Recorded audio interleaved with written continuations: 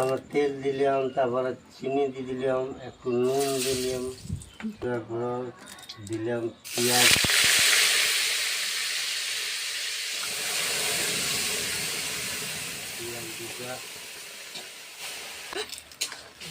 কুটো দিলাম, হলুদ কুটো দিলাম, কুটোয়া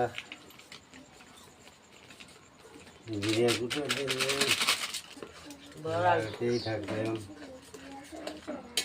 লাড়তে দিলাম, আদা রসুন দিলাম, কুটোয়া বাটা বাটা, আদা রসুন বাটা, চিকেন ঢালি দিলাম, তুলে রেখেছি, হলুদ কুটা দিলাম, বল লবণ দিলাম,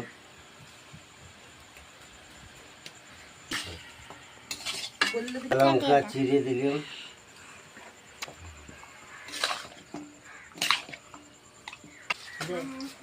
করেছিলাম সেই মশলাটা দিয়ে দিলাম চিকেনে, দিয়ে লাড়িলাম। এরপর আধ ঘন্টা 10 মিনিট পরে চিকেন আরও 10 মিনিট ফুটবে দেবো, তারপরে গুঁড়া লঙ্কা দেবো, তারপরে দেখবেন টেস্টে খেয়ে দেখবেন।